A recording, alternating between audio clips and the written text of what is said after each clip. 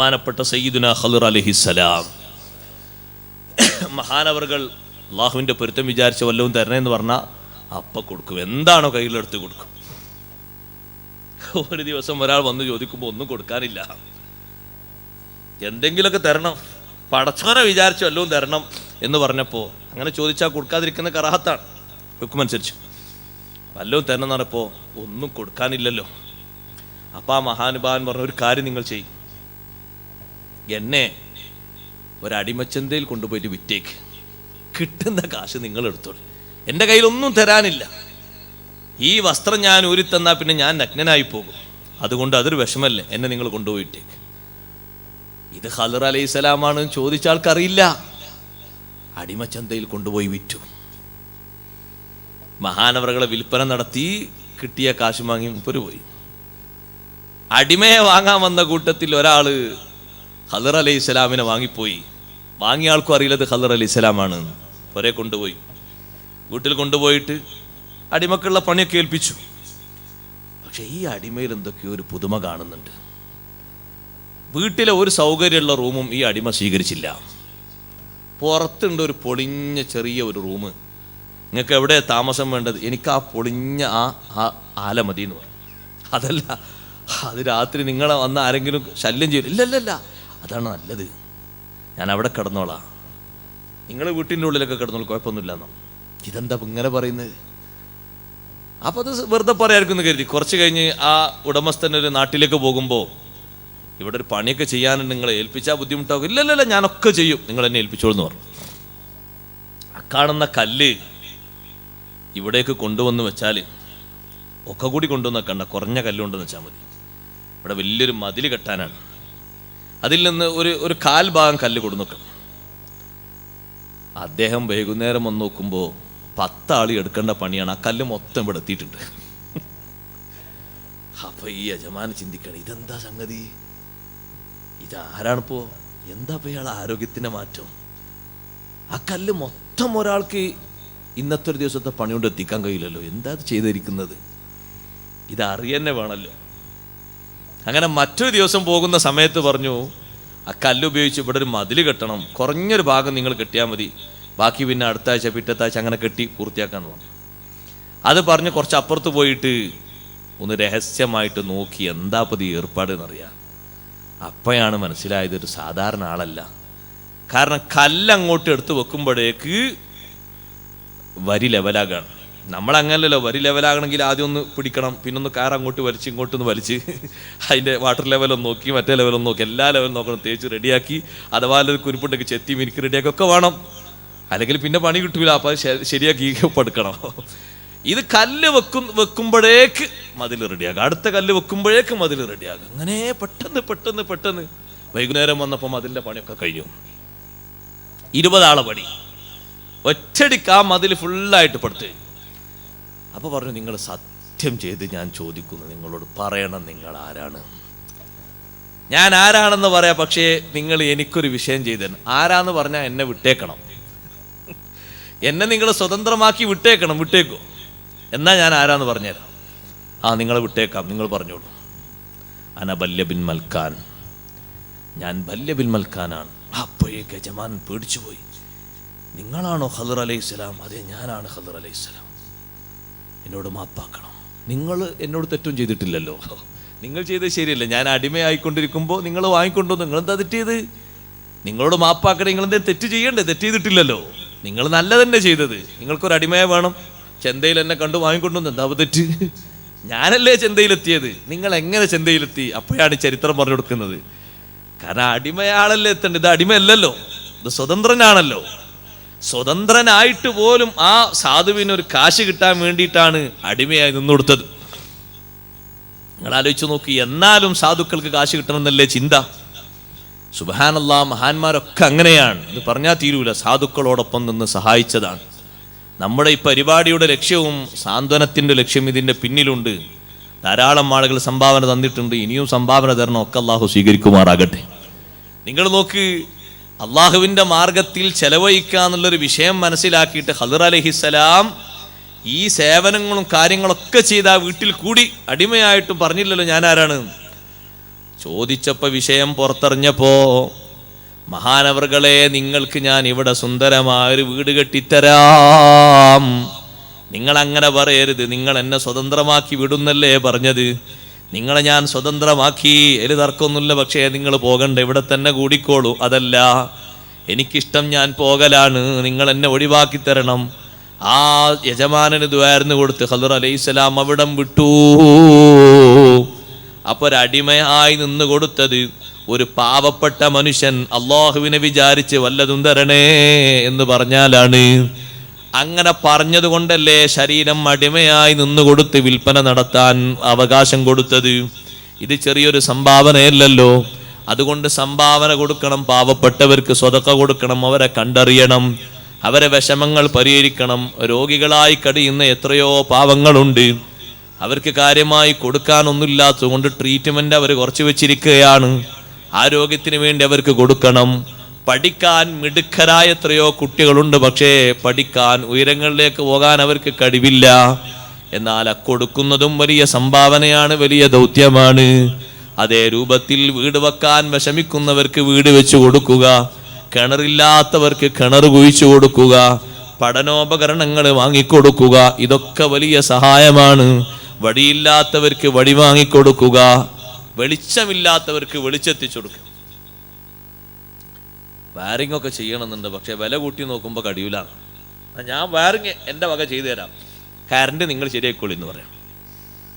Wiring ചെയ്തു തരാന്ന് പറഞ്ഞാൽ ചെറിയ സംഭാവന അല്ലത്. അയാൾ ആ ചെറിയ വീടാണെങ്കിൽ പോയിന്റൊക്കെ കൂട്ടി നോക്കുമ്പോൾ അതിന് തന്നെ വരും ഒരു 10,000 ചെറിയ വയറിങ്ങിന്. പക്ഷെ അത് ചെയ്തു കൊടുത്തു. എന്നേക്കും ആ വീട്ടുകാർക്കൊരു വെളിച്ചല്ലേ നൽകിയത്. അത് വലിയ സംഭാവനയാണ്, ചെറുതൊന്നുമല്ല. വടിയില്ലാത്ത ഒരാൾക്ക്, വടി ബുദ്ധിമുട്ടായ ഒരാൾക്ക് വഴി സൗകര്യപ്പെടുത്തി കൊടുത്തത് കൊണ്ട് നബി സല്ലല്ലാഹു അലൈഹി വസല്ലം പറഞ്ഞു, ഇന്നി റഅയ്തു റജലൻ യതഖല്ലബു ഫിൽ ജന്നത്തി, സ്വർഗ്ഗത്തിൽ ഇങ്ങനെ മാറി മറിഞ്ഞ് നടക്കുന്ന ഒരാളെ ഞാൻ കണ്ടു. അയാൾ സ്വർഗ്ഗത്തിൽ പ്രവേശിച്ചത് ഫീ ഷജറത്തിൻ, ഒരു മരത്തിന്റെ കാര്യത്തിലാണ്. ഖത്അഹാ അൻ ളുഹ്രി ത്വരീഖ്, തടസ്സമായി വഴിതടസ്സമായി നിന്നൊരു മരം മുറിച്ചങ്ങ് മാറ്റിക്കൊടുത്തു. നല്ല വിലപിടിപ്പുള്ള മരം, പക്ഷെ അയാൾ നോക്കിയില്ല, ജനങ്ങൾക്കൊക്കെ ഒരു വഴി വന്നോട്ടേത്. മുറിച്ചു മാറ്റിയിട്ട് വഴി സൗകര്യം ഏർപ്പെടുത്തി കൊടുത്തു. അക്കാരണം കൊണ്ട് സ്വർഗത്തിലെത്തി. ഒരു പൊതു നന്മയാണത്. അതൊക്കെ ഏറ്റവും വലിയ ഉപകാരമുള്ളതാണ്. അതുകൊണ്ട് സമ്പത്ത് ചെലവഴിക്കുക എന്നത് നല്ലൊരു സ്വഭാവമാണ്. ധാരാളം അങ്ങനെ നല്ല വഴിക്ക് സമ്പത്ത് ചെലവഴിക്കുന്ന നല്ല മനുഷ്യന്മാരുണ്ട്. എത്രയോ പാവങ്ങൾക്ക് ഒത്താശ ചെയ്യുന്നവരുണ്ട്. അവർക്ക് വലിയ ഗുണം കിട്ടും. നിങ്ങൾ നോക്കുന്നത് വെറുതെ അല്ല, വലിയ ഗുണം കിട്ടും. അല്ലാഹു തആല സ്വതക്കകളൊക്കെ സ്വീകരിക്കുമാറാകട്ടെ. 7ാമത്തെ വിഷയം അല്ലായ സിരിഫ, ദുർവ്യയം ചെയ്യാതിരിക്കലാണ്. അനാവശ്യ മാർഗത്തിൽ ഒരൊറ്റ കാശ് പോലും, ഒരു ചെറിയ പൈസ പോലും ചെലവാക്കാതിരിക്കലാണ്. വലാ തുബദ്ദിർ തബ്ദീറാ ഇന്നൽ മുബദ്ദിരീന കാനൂ ഇഖ്വാന ശയാത്തീൻ. ദുർവ്യയം ചെയ്യരുത്. ദുർവ്യയം ചെയ്യുന്നവർ പിശാചിന്റെ കൂട്ടാളികളാണ്. ദുർവ്യയം ചെയ്യരുത്. ആവശ്യത്തിൽ അധികമായിട്ട് വെറുതെ തൊലക്കരുത്. മദീനത്തുകൂടെ നബി സല്ലല്ലാഹു അലൈഹി വസല്ലം നിങ്ങൾ സ്വഹാബത്ത് ഇങ്ങനെ പോകുമ്പോൾ ഒരു സ്വഹാബിൻ്റെ വീടിൻ്റെ മേലെ വലിയൊരു കുബ്ബ കണ്ടു. മക്ബറക്ക് കുബ്ബ ഉണ്ടാകും അല്ലേ, അത് ബഹുമാനത്തിനാ. മദീനയിലൊക്കെ കണ്ടില്ല കുബ്ബത്തുൽ ഖദറ. ഇനിയും ഇനിയും അത് കാണാൻ അള്ളാഹു തൗഫീഖ് നൽകുമാറാകട്ടെ. എത്ര വലിയ സന്തോഷമാണ്. ഷാഫി ഇമാം റളിയല്ലാഹുവിൻ്റെ ഖബറിൻ്റെ മേലെ കുബ്ബുണ്ട്. മിസ്റിൽ പോയാൽ കാണാം. അങ്ങനെ ധാരാളം മഹത്തുക്കളുണ്ട്. പള്ളിക്കുണ്ടാവും കുബ്ബ അല്ലേ, ഒരു ബഹുമാനാർത്ഥം. വീടിൻ്റെ മേലെ കുബ്ബ കണ്ടപ്പോൾ നിങ്ങൾ വെച്ചു, വീടിനെന്തിനാ കുബ്ബ, വീടിനെന്തിനാ കുബ്ബ എന്ന് ചോദിച്ചു. വൈകുന്നേരം ജോലിയൊക്കെ കഴിഞ്ഞ് ആ സ്വഹാബി നബി തങ്ങളെടുത്ത് വന്ന് സലാം പറഞ്ഞു. സലാം അടക്കിയില്ല. ഭയങ്കര ടെൻഷനോടെ പുറത്തിറങ്ങിയപ്പോൾ സ്വഹാബത്ത് പറഞ്ഞു, ഇന്ന് ലുഹാന്റെ നേരത്ത് മദീനയോട് ഇങ്ങനെ പോകുമ്പോൾ നിങ്ങളെ പുര കണ്ടു. പുരൻ്റെ മേലെ കുബ്ബ കണ്ടപ്പോൾ നബി തങ്ങൾ ചോദിച്ചു, കുബ്ബ എന്തിനാണെന്ന് ചോദിച്ചു. ആ അതന്നെ എന്നാ സംഗതി, സലാം അടക്കാത്തത്. ഉടനെ പോയി കുബ്ബ പൊളിച്ചു. കുബ്ബ പൊളിച്ചിട്ടാ നബിയെ ഞാൻ വരുന്നത്, അസ്സലാമു അലൈക്കും. നബി തങ്ങൾ സലാം മടക്കി. നിങ്ങൾ നോക്ക്, ആവശ്യമില്ലാതെ കാശ് ചെലവഴിച്ചപ്പോൾ എന്തൊരു എതിർപ്പാണ്. അത് ഒന്നല്ല, ധാരാളം വിഷയങ്ങളുണ്ട്. ഞാനത് നീട്ടിപ്പരത്തി പറയല്ല. നിഷിദ്ധമായ ഒരൊറ്റ മാർഗത്തിലും സമ്പത്ത് പോകരുത്. വലിയ വില നമ്മൾ കൊടുക്കേണ്ടി വരും ആഖിറത്തിൽ. കൊടുത്താൽ കൊടുക്കാൻ എന്തെങ്കിലും നമ്മളെ കയ്യിൽ വേണ്ടേ? അനാവശ്യ രംഗങ്ങളിലേക്ക് കാശ് പോകരുത്. സുബ്ഹാനല്ലാഹ്, അതിനെപ്പറ്റി വലിയ ചോദ്യമുണ്ട്. നിറയെ സമ്പത്ത് അല്ലാഹു നൽകിയിട്ട് ദൂർത്തടിച്ച് നടന്നിട്ട് നിയമം പറഞ്ഞ് കേൾക്കാതെ ഭൂമിന്റെ അടിയിലേക്ക് ഭൂമി വീങ്ങിപ്പോയ ആളല്ലേ ഖാറൂൻ. സമ്പത്ത് കൊണ്ട് അഹങ്കരിച്ചു പോയി. കലീമുല്ലാഹി മൂസ അലൈഹിസ്സലാം പറഞ്ഞ നിയമം കേട്ടില്ല. അതിനെ ലംഘിച്ചുകൊണ്ട് മൂസാ നബി അലൈഹിസ്സലാമിനെ അപമാനിച്ചു. മൂസാ നബി അലൈഹിസ്സലാമിനെ ജനമധ്യത്തിൽ താറടിച്ചു. ഇതൊക്കെ സമ്പത്തിന്റെ പേരിൽ ചെയ്തതാണ്. അതുകൊണ്ട് സമ്പത്ത് ദുരുപയോഗം ചെയ്യരുത്, ദൂർത്തടിക്കരുത്. ആവശ്യമില്ലാത്ത ഒരു വിഷയത്തിലും കാശ് കളയരുത്. ആവശ്യത്തിന് എത്ര കളഞ്ഞാലും അത് വെറുതെയാകൂല, അത് നല്ലതാണ്. നല്ല മാർഗത്തിലല്ലേ അതിന് വലിയ ഫലം ലഭിക്കുകയും ചെയ്യും. ആവശ്യമില്ലാത്ത അർത്ഥത്തിൽ കാശ് കളയരുത്. അത് ധാരാളം മേഖലകൾ ഉണ്ട്. ബഹുമാനപ്പെട്ട ഇമാം ഗസാലി റളിയല്ലാഹു അൻഹു രേഖപ്പെടുത്തിയത് കാണാം. ഒരു മനുഷ്യൻ അയാൾ സുഖിക്കാൻ വേണ്ടി, സുഖസൗകര്യത്തിന് വേണ്ടി ധാരാളം സംഗീതോപകരണങ്ങൾ വാങ്ങി. അതും ആവശ്യമില്ലാതെ കാശ് ചെലവാക്കുന്നതിൽപ്പെട്ടതാണ് ഹുജ്ജത്തുൽ ഇസ്ലാം അബൂ ഹാമിദുൽ ഗസാലി റളിയല്ലാഹു അൻഹു. ഞാൻ മരിച്ചാൽ നിങ്ങളൊക്കെ വന്ന് അവിടെ പൊട്ടിക്കരയണമെന്ന് പറഞ്ഞിട്ട് മരിക്കുന്നതിന് മുമ്പ് തന്നെ കുറേ പെണ്ണുങ്ങളെ കാശ് കൊടുത്ത് ഏൽപ്പിച്ചു. ഇതൊരു ദുരുപയോഗമാണ്. ഉദാഹരണം പറഞ്ഞ, ഞാൻ മരിച്ചാൽ ഞങ്ങളൊക്കെ വന്ന് കരയണം, നിനക്കെത്ര വേണ്ടി? ഞാനൊക്കെ പൊട്ടിക്കരയണമെങ്കിൽ 10,000 വേണമെന്നാണ് ഒരാൾ. വേറെ പറഞ്ഞു 7,000 വേണം, വേറെ 8,000 വേണം. ഇവരൊക്കെ വന്ന് കരയുമ്പോൾ സംഭവം ബഹുലാവൂലേ? അങ്ങനെ അതിനു വേണ്ടി നേരത്തെ ഏൽപ്പിക്കുക ദുരുപയോഗമാണ്. ഇങ്ങനെ തുടങ്ങി ധാരാളം വിഷയങ്ങളിലുണ്ട്. അങ്ങനെ വരാൻ പാടില്ല, നമ്മൾ സൂക്ഷിക്കണം. ഒരാൾ ഓടിക്കാൻ വേണ്ടി വാഹനം വാങ്ങി, ദുരുപയോഗമല്ല, അത് ആവശ്യത്തിനാണ്. അയാൾക്കും കുടുംബത്തിനും താമസിക്കാൻ ഒരു പാകത്തെ വീട് വെച്ചു, അത് ദുരുപയോഗമാണ്, അത് ആവശ്യത്തിനാണ്. എല്ലാവർക്കും ഒരുപോലത്തെ വീട് മതിയാവില്ല. കാരണം ചില വീട്ടിൽ 10 അംഗങ്ങളുണ്ടാവും, ചില വീട്ടിൽ 15 അംഗങ്ങളുണ്ടാവും. ചില വീട്ടിൽ ആളുകളൊക്കെ വന്നാൽ പിന്നെ വേറെ എവിടെക്കെങ്കിലും പോയി കിടക്കേണ്ടി ഒരു ബുദ്ധിമുട്ടാവില്ലേ?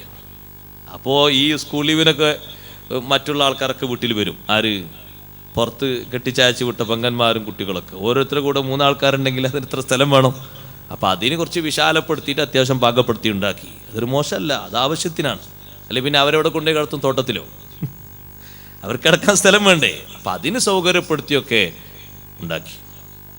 ഞാൻ മുമ്പ് എറണാകുളത്ത് പോയപ്പോൾ അവിടെ ഒരാൾ വലിയ വീടുണ്ട്, സൗകര്യമുള്ള വീടാണ്. ആ വീട്ടിൽ ഒരു റൂമുണ്ട്. അപ്പം അയാൾ അത്യാവശ്യത്തിന് നല്ല സമ്പന്നമായ വ്യക്തിയാണ്.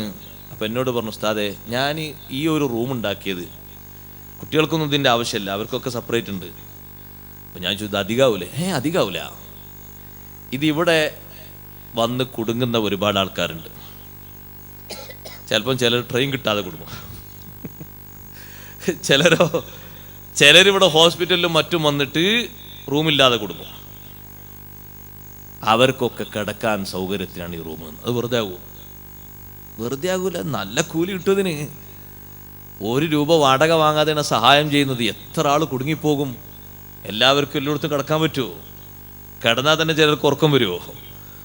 അപ്പോൾ ഒരു ശരീരത്തിനുള്ള ഒരു സുഖമല്ലേ, ആരോഗ്യത്തിന് വേണ്ടതല്ലേ ഉറക്കം. ആ ഉറക്കിനൊരു സൗകര്യപ്പെടുത്തി കൊടുത്ത് ചെറിയ സൗകര്യമില്ല.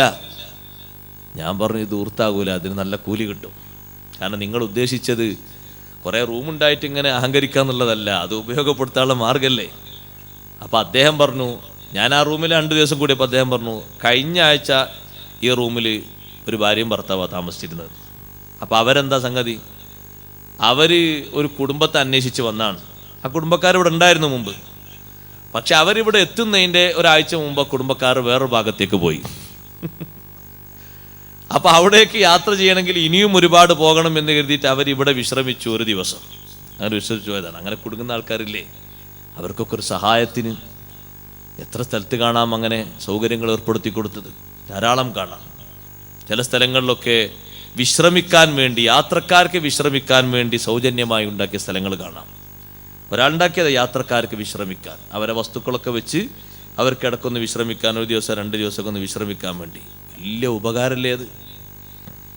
കാരണം നീണ്ട യാത്ര തുടരെ എല്ലാവർക്കും കഴിയൂല. അപ്പോൾ ഒന്ന് വിശ്രമിച്ച് പോയിക്കോട്ടെ എന്ന് എഴുതിയിട്ട്. സിയാറത്ത് കേന്ദ്രങ്ങളിലൊക്കെ പലയിടത്തും കാണാം അങ്ങനെ. ദിക്ർ ചൊല്ലാൻ വേണ്ടി മാത്രം ഉണ്ടാക്കിയ ദിക്ർ ഖാന കാണാം. കാൽപട്ടണത്ത് പോയാൽ അവിടെ വലിയൊരു ദിക്ർ ഖാനുണ്ട്. ദിക്റല്ലാനേ പറ്റുള്ളൂ, വേറെ ഒന്നിനും സംഭവിക്കില്ല, ഉറങ്ങാനും സംഭവിക്കില്ല. ദിക്ർ ചൊല്ലിയാൽ പോരാ. പക്ഷേ നല്ല റാഹത്താണ് അതിൻ്റെ ഉള്ളിൽ ദിക്ർ ചൊല്ലാൻ. അത് ഒരാൾ വഖഫ് ചെയ്ത് ദിക്റെല്ലാൻ വേണ്ടി ഉണ്ടാക്കിയത്. വലിയൊരു കെട്ടിടം. ഒരു 100 ആൾ 150 ആൾ പോയാലും സുഖമായിട്ട് ദിക്റല്ല. അതിനെത്ര വലിയ കൂലി ഉണ്ടാവും.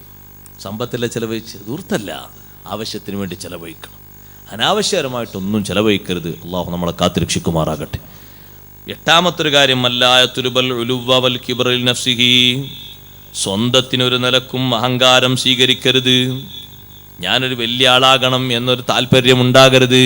എന്ന് പറഞ്ഞാൽ പുരോഗതി ആഗ്രഹിക്കരുത് എന്നല്ല. പുരോഗതി ഓരോരുത്തരും ആഗ്രഹിക്കും. ഞാനൊരു വലിയ ആളാണ് എന്നുള്ള നിലപാട് വേണ്ട. അപ്പം മറ്റുള്ളവരൊക്കെ ചെറിയവരാണ് തോന്നിപ്പോകും. മറ്റുള്ളവർ എന്നെക്കാളും എത്രയോ അറിവുള്ളവരാണ്. ഈ കൂട്ടത്തിൽ അങ്ങനെ എത്ര അറിവുള്ളവരുണ്ട്. നമ്മളെക്കാളും ധാരാളം സ്ഥാനമുള്ളവരുണ്ട്. അള്ളാഹുവിൻ്റെ അടുക്കൽ പരിഗണിക്കപ്പെടുന്നവരുണ്ട്. അപ്പൊ സ്വമേധയാ പൊങ്ങച്ചം കാണിക്കരുത്. അതാണ് ഖുർആൻ പറഞ്ഞ തിൽക്കദ്ദാറുൽ ആഖിറതു നജഅലുഹാ ലില്ലദീന ലാ യുരീദൂന ഉലുവ്വൻ ഫിൽ അർളി വലാ ഫസാദാ. പാരത്രിക ലോകത്തെ ഭവനം അല്ലാഹു തയ്യാറാക്കി വെച്ചിരിക്കുന്നത് ഭൂമിയിൽ ധിക്കാരം ഉദ്ദേശിക്കാത്തവർക്കാണ്. വലാ ഫസാദാ, കുഴപ്പം സൃഷ്ടിക്കാനും ഉദ്ദേശമില്ല. നല്ല നിലക്ക് സഹകരിച്ച് സ്നേഹത്തോടെ ജീവിക്കുക. വേറൊരാളെ അഭിമാനം ക്ഷയപ്പെടുത്താനോ ക്ഷതമാക്കാനോ അയാളില്ല. അയാൾ എല്ലാവരോടും സ്നേഹത്തോടെ സഹവർത്തിത്തോടെ ജീവിക്കാനാണ്. ആരെയും ആക്രമിക്കാനും ഇല്ല. അങ്ങനെ ഒരു അഹംഭാവമോ അഹന്തയോ ഇല്ലാതെ ജീവിക്കുന്ന നല്ലവർക്കാണ് അല്ലാഹു തആല പാരത്രിക ലോകത്തെ ഭവനം ഒരുക്കി വെച്ചിരിക്കുന്നത്. ഈ ആയത്തും ഖാറൂനിന്റെ വിഷയത്തിൽ ഇറങ്ങിയതിന്റെ ബാക്കിയിൽ വന്ന ആയത്താണ്. ഖാറൂൻ നല്ല വിവരസ്ഥനായിരുന്നു.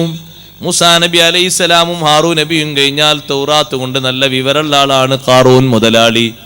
അത് വായിക്കാനും അത് പഠിക്കാനും അത് പറഞ്ഞു കൊടുക്കാനും കഴിവുള്ള ആളാണ്. പക്ഷേ ധിക്കാരം മൂർച്ച കൂടി പോയി.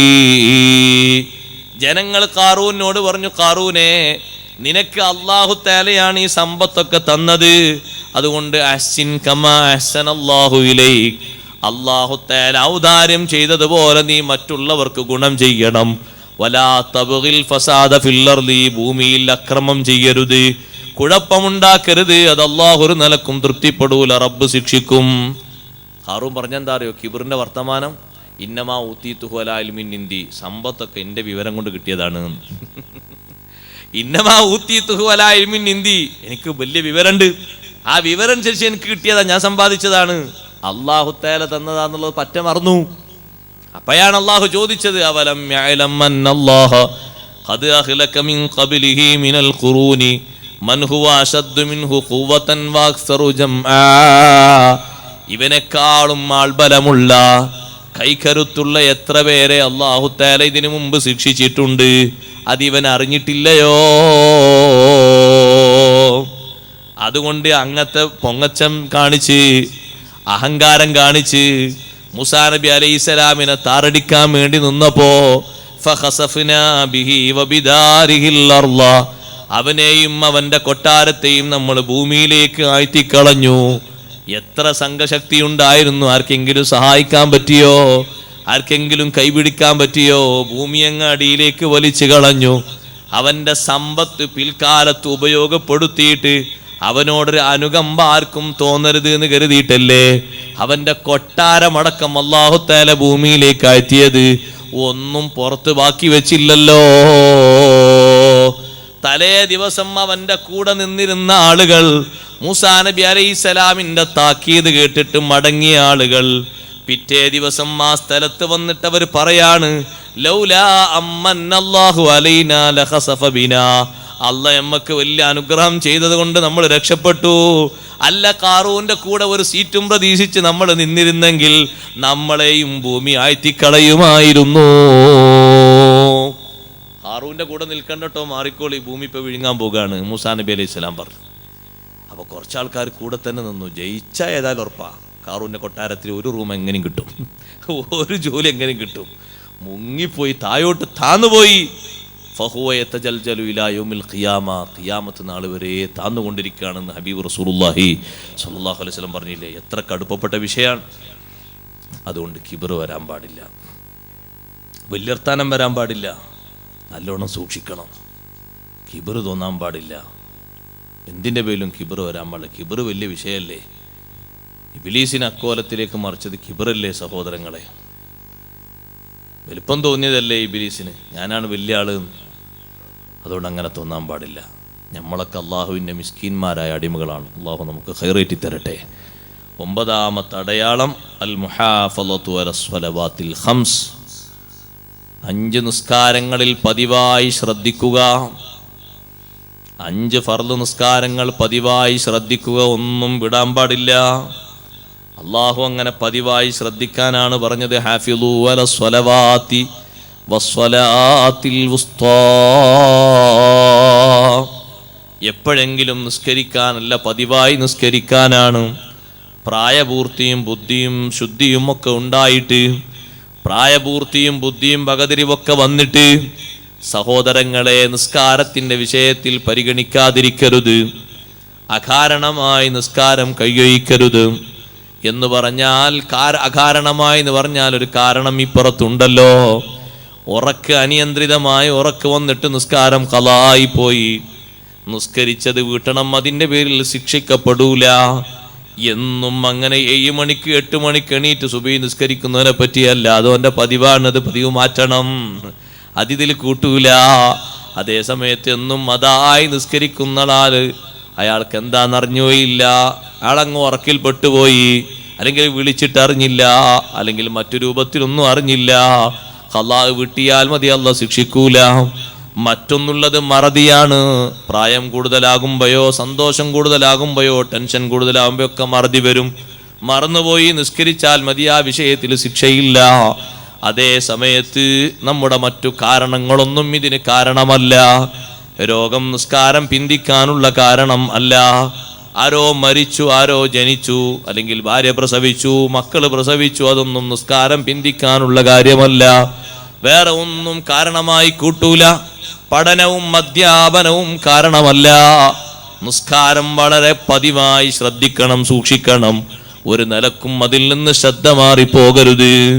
അതുകൊണ്ടല്ലേ നിസ്കാരത്തിന്റെ വിഷയം പറഞ്ഞെടുത്ത് മാത്രം അല്ലാഹു തആല അതേ ആ ഒരു ശൈലിയിലല്ലേ ഖുർആനിലൂടെ പറഞ്ഞത്. നിസ്കരിക്കൂ എന്നതിന് സ്വല്ലു എന്ന് പറഞ്ഞാൽ മതിയല്ലോ. നിങ്ങൾ നിസ്കരിക്കൂ, നിങ്ങൾ നിസ്കരിക്കൂ, അത് പറയുന്നതിന് പകരം അഖീമുസ്സലാ അല്ലദീന യുഖീമൂനസ്സലാ അഖിമിസ്സലാത ലിദിക്രി. ഈ ശൈലി തന്നെ പറയാൻ കാരണം ഇമാം ബൈളാവി റളിയല്ലാഹു അൻഹു പറഞ്ഞില്ലേ, നിസ്കാരം എന്ന് പറയുന്നത് കൃത്യമായും നിത്യമായും ഉള്ള നിസ്കാരത്തിനാണ് നിസ്കാരം എന്ന് പറയുന്നത്. അതിനാണല്ലോ കാര്യമായിട്ടുള്ള പരിഗണനയും. അതുകൊണ്ട് നിസ്കാരത്തിന്റെ വിഷയത്തിലുള്ള ശ്രദ്ധ മറക്കരുത്. എപ്പോഴും നമ്മൾ ആ വിഷയം നല്ലോണം പരിഗണിക്കുന്നവരാകണം, നല്ലോണം ശ്രദ്ധിക്കുന്നവരാകണം. എല്ലാവരും സംഭാവന കൊടുക്കണം. സംഭാവന ബക്കറ്റ് വരുന്നുണ്ട്, അതിനെ വേണ്ട രൂപത്തിൽ എല്ലാവരും നന്നായി പരിഗണിക്കണം. എല്ലാവരും കൊടുക്കി സംഭാവന. കവർ കൊണ്ടുവന്നവരൊക്കെ ബക്കറ്റിലിടണോ. അൽ മുഹാഫളതു അല സ്വലവാത്തിൽ ഖംസ്. ഹബീബ് സല്ലല്ലാഹു അലൈഹി വസല്ലമ തങ്ങൾ ഒരിക്കലും വിട്ടുവീഴ്ച കൊടുക്കാത്ത വിഷയമാണ് നിസ്കാരം. സഹോദരന്മാരെ, സഹോദരിമാരെ, നമ്മളെ ജീവിതത്തിൽ നിസ്കാരം ഒഴിവായി പോയതുണ്ടെങ്കിൽ ആ നിസ്കാരം നമ്മൾ മടക്കണം, അത് വീട്ടണം. കാരണം എന്തേ? നിസ്കാരത്തിന്റെ വിഷയത്തിൽ അത്രയും വലിയ ശ്രദ്ധ വേണം. നബി സല്ലല്ലാഹു അലൈഹി വസല്ലമ തങ്ങൾ അതിനൊരു പരിഹാരം വേറെ നിർദ്ദേശിച്ചിട്ടില്ല, നമ്മൾ വീട്ടുകയല്ലാതെ. ഹജ്ജ് അങ്ങനെയല്ലല്ലോ. ഹജ്ജ് നിർബന്ധമായിട്ട് നിർവഹിക്കാതെ ഒരാൾ മരണപ്പെട്ടാൽ അദ്ദേഹത്തിന്റെ സമ്പത്തെടുത്ത് വേറെ ആരെങ്കിലും ഒന്ന് നിർവഹിച്ചാൽ ആ ബാധ്യത വീടും. നോമ്പ് നോൽക്കാതെ പോയ ആളാണെങ്കിൽ സമ്പത്തെടുത്ത് പകരം മുദ്ദ് കൊടുത്താൽ, ഫിദിയ കൊടുത്താൽ അത് വീടും. സക്കാത്ത് കൊടുക്കാത്തവന്റെ സക്കാത്ത് കൊടുത്താലും വീടും. നിസ്കാരം അങ്ങനെ പരിഹരിക്കപ്പെടുന്ന വിഷയം അല്ല. അതുകൊണ്ട് പ്രബല അഭിപ്രായ പ്രകാരം കാര്യങ്ങൾ മനസ്സിലാക്കുമ്പോൾ നിസ്കാരം നമ്മൾ തന്നെ നിർവഹിക്കണം. കഴിവിന്റെ പരമാവധി സമയം അതിനു വേണ്ടി ചെലവഴിക്കണം, നീക്കണം. നിസ്കാരത്തിന്റെ കാര്യത്തിൽ നല്ല ശ്രദ്ധ വേണം. ഒരു ഘട്ടത്തിലും അത് ഒഴിവായി പോകൂല.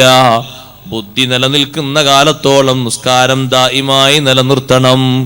ബുദ്ധിയില്ലാത്ത കാലത്താണെങ്കിൽ പിന്നെ തക്ലീഫില്ല. മറ്റു കാലങ്ങളിലൊക്കെ നിസ്കാരത്തിന്റെ വിഷയത്തിൽ നന്നായി ശ്രദ്ധിക്കണം. റമളാനു ഷരീഫിൽ നിസ്കാരം കറക്റ്റായി നിർവഹിക്കാൻ പ്രതിജ്ഞയെടുത്ത് കഴിവിന്റെ പരമാവധി നിസ്കാരങ്ങൾ ഖളാ ഉള്ളവർ അത് മടക്കി ഒരു നിസ്കാരവും പെരടിയിൽ ബാക്കി വെക്കാതെ പിരിഞ്ഞു പോകാൻ കഴിയണം. മഹത്തുക്കളൊക്കെ ആ വിഷയത്തിൽ വലിയ സന്തോഷം കൊണ്ടവരാണ്. എൻ്റെ ജീവിതകാലത്ത് നിസ്കാരം ഒരു വക്ത് പോലും ഖളാ ആയി പോയിട്ടില്ല എന്ന് പറഞ്ഞ മഹാരഥന്മാരെത്രയുണ്ട്. ധാരാളം മഹാന്മാരുണ്ട്. നിസ്കാരത്തിന്റെ മഹത്വമാണ് അവരാ പഠിപ്പിച്ചത്. കാരണം എന്തേ? പതിവായി നിസ്കരിക്കുന്നവന്റെ നിസ്കാരം കൊണ്ട് വലിയ ഗുണമുണ്ട്. ഹദീസിൽ പറഞ്ഞില്ലേ, മൻ ഹാഫള അലൈഹാ, പതിവായി നിസ്കരിക്കുന്നവനാണ്, ഒരൊറ്റ വക്തും ഖളാ ആകാതെ കൊണ്ട് നടക്കുന്നവനാണ്, കാനത് ലഹു നൂറൻ വബുർഹാനൻ വനജാതൻ യൗമൽ ഖിയാമ, ആ നിസ്കാരം അവന് പ്രകാശമാകും, അവന് വലിയ പ്രമാണമാകും, അവന് വലിയ രക്ഷയാകും. നിസ്കരിക്കാതെ ജയിക്കാൻ പറ്റൂല. അതാണ് ഏത് വിഷയങ്ങൾ പറയുമ്പോഴും നിസ്കാരം അതിൽ കടന്നു വരും. ഇതിപ്പോൾ നമ്മൾ 10 എണ്ണിയതാണ്. ഇനി വേറെ ഏതെങ്കിലും ഒരു അടയാളം, മുഅ്മിനീങ്ങളെ പറ്റിയുള്ള അടയാളം ഖുർആൻ എവിടെ പറഞ്ഞിട്ടോ നിസ്കാരം പറയാത്തൊരൊറ്റ സ്ഥലവുമില്ല. നിസ്കാരം മുഅ്മിന്റെ അടയാളത്തിൽ നിന്നൊരു നിലക്ക് ഒഴിവാകൂല. അതത്രയും കണിശതയുള്ളൊരു കാര്യമായിട്ട് തന്നെ കരുതണം. പഴയ കാലത്ത് നമ്മൾ പ്രായപൂർത്തി എത്തിയതിനു ശേഷം ഖളാ അതൊക്കെ ഒന്ന് ആലോചിച്ചെടുക്കുക. എന്നിട്ടൊക്കെ പൂർത്തീകരിച്ച് വീട്ടാനുള്ള തൗഫീഖിനും ദീർഘായുസ്സിനും ദ്വാരക്കുക. കഴിവിന്റെ പരമാവധി എങ്ങനെ പൂർത്തീകരിക്കുക. വേറൊരു മാനദണ്ഡം കൊണ്ടത് പൊറുക്കൂല. മരണപ്പെട്ടു പോയിട്ട് മക്കള് ഒരു 2-3 ലോറിയിൽ കൊണ്ടുവന്ന് അരി വിതരണം ചെയ്തു എല്ലാവർക്കും. സ്വതക്കന്റെ കൂലി വേറെ ഉണ്ടാകും, നിസ്കാരത്തിന് വേറെ ഭാഗത്തുണ്ടാവും. നിസ്കാരം അതുകൊണ്ട് മാറ്റം കിട്ടൂല. വളരെ കണിശനമായിട്ട് തന്നെ നിസ്കാരത്തിന്റെ വിഷയം നന്നായി ശ്രദ്ധിക്കണം. നബി സല്ലല്ലാഹു അലൈഹി വസല്ലം തങ്ങൾ പറഞ്ഞില്ലേ, അത് വലിയ രക്ഷക്കുള്ള കാരണമാണ് പതിവായ നിസ്കാരം. ഖുർആൻ ഷരീഫും പഠിപ്പിച്ചത് അങ്ങനെയാണ്. ഖദ് അഫ്ലഹ മൻ തസക്ക വദക്കറ സ്മ റബ്ബിഹി ഫസല്ല. ആരാണ് വിജയിച്ചത്? ഖദ് അഫ്ലഹ മൻ തസക്ക, ഖൽബിനെ ശുദ്ധീകരിച്ചു, അതാണ് ഈമാൻ. ഈമാൻ നൽകി ശുദ്ധീകരിച്ചു. വദക്കറ സ്മ റബ്ബിഹി ഫസല്ല, ഈമാൻ ഖൽബ് കൊണ്ട് സ്വീകരിച്ചു. വദക്കറ സ്മ റബ്ബിഹി, നാവ് കൊണ്ട് അത് ഉച്ചരിച്ചു. അതാണ് ഖൽബിൽ ഉറപ്പിച്ച് നാവ് കൊണ്ട് മൊഴിയണം എന്ന് പറയുന്നത്. പിന്നെ പറഞ്ഞ ഒരു കർമ്മം നോക്ക് നിങ്ങൾ, ഫസല്ല, നിസ്കരിക്കുകയും ചെയ്തു. നിസ്കരിക്കാതെ ജയിക്കൂല, അങ്ങനെ കരുതണ്ടാരും. വേറെ ഏതെങ്കിലുമൊക്കെ ചുളിവിലൂടെ ജയിക്കാൻ നടക്കൂല പരിപാടി. നിസ്കരിച്ചെങ്കിലേ ജയിക്കും. നിസ്കാരമില്ലെങ്കിൽ ഒരു നിലക്കും ഒരു റെക്കമെൻഡിലും ജയിക്കാൻ പറ്റൂല. അതുകൊണ്ട് നിസ്കാരത്തിന്റെ വിഷയം വളരെ കാർക്കശ്യമായി കരുതണം. തക്ലീഫെത്തിയിട്ട് ഖളാ ആയി പോയ നിസ്കാരം വീട്ടാത്തതിനിയും പെരടിയുണ്ടെങ്കിൽ അത് വീട്ടിയേക്കണം. മരിക്കുന്നതിന്റെ മുമ്പ് കഴിവിന്റെ പരമാവധി സമയങ്ങൾ അതിന് വിനിയോഗിക്കണം. ഉമ്മമാരെ, മെൻസസിന്റെ സമയത്തും നിഫാസ് പുറപ്പെടുന്ന സമയത്തും അത് രക്തം നിന്ന നേരത്തും നിസ്കാരം ഖളാ ആയി പോയതുണ്ടെങ്കിൽ അത് വീട്ടണം. ളുഹർ ബാങ്ക് കൊടുത്ത് 1 മണിക്കൂർ കഴിഞ്ഞിട്ടൊരു സഹോദരിക്ക് മെൻസസ് വന്നു. ഈ ളുഹർ നിസ്കാരം മെൻസസ് നിലച്ച് ശുദ്ധിയായ ശേഷം മടക്കി നിസ്കരിക്കേണ്ടതുണ്ട്. കാരണം ആ ളുഹർ പെരടിയിൽ വാജിബായിട്ടുണ്ട്, അത് മറന്നു പോകാൻ പാടില്ല. മെൻസസ് നിലച്ചപ്പോൾ അസുറിന്റെ നേരത്താണ്. കുളിച്ചു അസുർ മാത്രം നിസ്കരിച്ചാ പോരാ, ളുഹറും നിസ്കരിക്കണം. ഇശായിന്റെ നേരത്താണ് മെൻസസ് നിലച്ചത്, ശുദ്ധിയായത്, കുളിച്ചിട്ട് ഇശ മാത്രം നിസ്കരിച്ചാ പോരാ, മഗ്രിബും നിസ്കരിക്കണം. ഇശായിന്റെ നേരത്ത് മെൻസസ് ഒക്കെ നിലച്ചപ്പോ ഇപ്പൊ കുളിച്ചാല് കുറച്ച് കഴിഞ്ഞാൽ ഭർത്താവ് വരും, പിന്നെ മൂപ്പരോടുകൂടെ ബന്ധപ്പെട്ട് പിന്നെ ഒന്ന് കുളിക്കേണ്ടി, അതുകൊണ്ട് സുബൈയിലേക്ക് നീട്ടിയേക്കാ നല്ലത് എന്ന് കരുതിയാ വലിയ വിഷമം വരും. ഇവിടെ ഈ നിസ്കാരങ്ങൾ രണ്ടും ബോധപൂർവം ഒരു കാരണമില്ലാതെ പിന്തിച്ചു എന്നുള്ള വലിയ കുറ്റം വരും. അങ്ങനെ വരാൻ പാടില്ല. പ്രസവിച്ച് കിടക്കുന്ന സഹോദരി 40 ദിവസം കഴിഞ്ഞാൽ സാധാരണ പതിവല്ലേ 40? സഹോദരങ്ങളെ, അത് നമ്മളെ നാട്ടിലുള്ള എല്ലാവർക്കുള്ള പതിവല്ല. 22, 23, 24 ആകുമ്പോഴേക്ക് രക്തം നിലക്കുന്നവരുണ്ട്. അവരോട് നല്ല ഉള്ളിച്ചോറൊക്കെ വെച്ച് കടന്നോട്ടെ, കുഴപ്പമൊന്നുമില്ല. പക്ഷേ രക്തം നിലച്ചാൽ ഓരോ ഭക്തും നിസ്കരിച്ചോളണം. കുട്ടിയെ ശുശ്രൂഷിച്ച് 40 വരെ കടന്ന് 40 ആകുമ്പോൾ ഒരു സുഭിക്ഷമായ ഭക്ഷണം ഉണ്ടാക്കി, അതിനൊന്നും ഞാൻ തകരാറ് പറയുന്നില്ല. രക്തം നിലച്ചത് എപ്പോഴാണോ അത് നിലച്ച ശേഷമുള്ള നിസ്കാരം നിർബന്ധമായി നിസ്കരിക്കണം. 40 ആകട്ടെ എന്നിട്ട് നിസ്കരിക്കാം എന്നൊരു പതിവ് പറ്റൂല. അങ്ങനൊരു പതിവ് 40 വരെ അശുദ്ധിയുള്ളവർക്കാണ്. എല്ലാവരും അങ്ങനല്ല, പലരും അതിൽ നിന്ന് മാറ്റാണ്. 25 കഴിയുമ്പോൾ 30 കഴിയുമ്പോഴൊക്കെ രക്തം നിലച്ചുപോയി.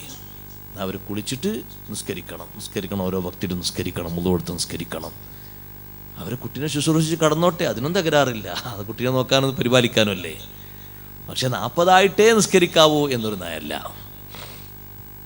അതുകൊണ്ട് ആ വിഷയം ശരിക്കും ശ്രദ്ധിക്കണം. രാവിലെ ജോലിക്ക് പോകുന്ന ഒരാൾ നിങ്ങൾ നോക്ക്, ആ സമ്പാദ്യം അല്ലാഹുത്തആല മുടക്കുന്നില്ലല്ലോ. ളുഹുറും നിസ്കരിക്കുന്നില്ല, അസ്റും നിസ്കരിക്കുന്നില്ല. വൈകുന്നേരം വന്ന് ഭക്ഷണം കഴിക്കുമ്പോൾ ആ ഭക്ഷണം തൊണ്ടയിൽ കിട്ടിയാൽ എത്ര ഇടങ്ങേറുണ്ടാകും. കുടിക്കുന്ന വെള്ളം തായോട്ടിറങ്ങാതെ പോയാൽ അപ്പോഴല്ലേ റബ്ബിൻ്റെ നിഅമത്തിൻ്റെ വലിപ്പറിയുള്ളൂ. എത്ര നിസ്കരിക്കാൻ നടന്നിട്ടും അള്ളാഹു ഭക്ഷണം മുടക്കിയിട്ടുണ്ടോ? ആരോഗ്യം കുറച്ചിട്ടുണ്ടോ? ജോലി മുടക്കിയിട്ടുണ്ടോ? അള്ളാഹ് എത്ര വലിയ ഔദാര്യവാനാണ്. പക്ഷേ അത് കണ്ടിട്ട് അള്ളാഹു ഒന്നും ചെയ്യൂല എന്ന് കരുതരുത്. പിടികൂടാൻ വലിയ കഴിവുള്ളവനാണ്. വലാകിൻ യുഅഖിറുഹും ഇലാ അജലിൻ മുസമ്മാ, നിശ്ചിത ടൈം വരാനുണ്ടല്ലോ എന്ന് കരുതിയിട്ട് പിന്തിപ്പിക്കുകയാണ്. ഇവിടെ കഴിയാത്തത് കൊണ്ടാണെന്ന് ധരിക്കരുത്. ധാരാളം പേർക്ക് അല്ലാഹ് ശിക്ഷ കൊടുത്തതുണ്ടല്ലോ. നിസ്കാരം പതിവാക്കി നിസ്കരിച്ചാൽ അത് വലിയ പ്രകാശമാണ്. ഖിയാമത്ത് നാളിൽ വലിയ ഇരുട്ടല്ലേ, ഇവിടെ വലിയ വെളിച്ചം വേണ്ടേ? ടോർച്ചടിച്ച് വരാൻ അവിടെ ഭാര്യ വരുമോ? മുന്നോട്ട് ടോർച്ചടിച്ച് കാണിക്കാൻ മക്കൾ വരുമോ? വേറെ ആരെങ്കിലും വരുമോ?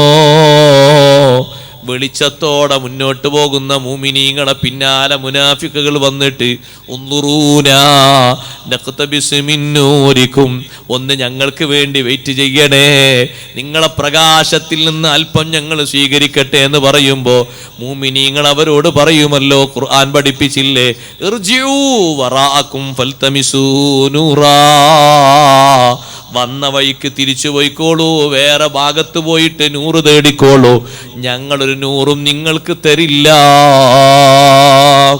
അപ്പോഴേക്ക് അവരെ മുന്നിൽ ഇരുട്ട് പടർന്നു പോയി.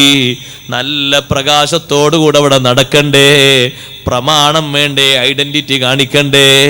ഇവിടെ നിങ്ങൾ നോക്ക്, ഏതെല്ലാം സ്ഥലത്ത് ഐഡന്റിറ്റി കാണിക്കണം. ഖിയാമത്ത് നാളുകളിലെ മുഖ്യമായ ഐഡന്റിറ്റിയാണ് നിസ്കാരം. വബുർഹാൻ അതൊരു പ്രമാണമാണ്, വനജാത്ത് അത് രക്ഷയുമാണ്.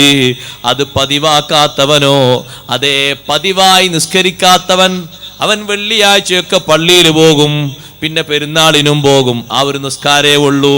വീട്ടിൽ വെച്ച് ളുഹുറുണ്ടോ ഇല്ല, അസുറുണ്ടോ ഇല്ല, അവൻ അവൻ്റെ ജോലി അങ്ങനെ എടുക്കും, കിട്ടുന്നതങ്ങനെ ഭക്ഷിച്ചു കൂടും, നിസ്കാരം തീരെയില്ല. ബാക്കി എല്ലാ പരിപാടിക്കും ഉണ്ട്. ഒരിതിന് വിളിച്ചാലൊക്കെ റെഡി ആയിട്ട് വരും, വേറെ ഏത് കാര്യത്തിനും വരും, നിസ്കരിക്കൂല. പടിഞ്ഞാട്ടേക്ക് ഉന്തിയാലും കേക്കോട്ടേ പോകുള്ളൂ, നിസ്കരിക്കൂല, കരവനില്ല. അങ്ങനെ പതിവില്ലാത്ത മനുഷ്യൻ എപ്പോഴെങ്കിലൊക്കെ നിസ്കരിക്കുന്ന ആള് ലം തകുല്ലഹു നൂറാ, ഈ നിസ്കാരം അവന് വെളിച്ചത്തിന് വരൂല, അത് പ്രമാണമായി വരൂല, രക്ഷയായി വരൂല. അത് പറഞ്ഞിട്ട് തങ്ങൾ നിർത്തിയില്ല. വകാന യൗമൽ ഖിയാമ, പതിവായി നിസ്കാരം ശീലിക്കാത്തവൻ ഖിയാമത്ത് നാളിൽ മാ ഖാറൂൻ, നേരത്തെ പറഞ്ഞ ഖാറൂനിന്റെ കൂടെയാണ്. വഹാമാന വഫിർഔന, ഫിർഔന്റെ കൂടെയാണ്.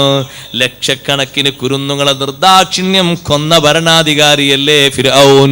ഒരു പ്രതിപക്ഷ പോലും ഇല്ലാതെ ഭരണം നടത്തിയ ആളല്ലേ ഫിർഔൻ. ആ ഫിർഔനിന്റെ കൂടെയാണോ നിനക്ക് നിൽക്കേണ്ടത്? വഹാമാൻ,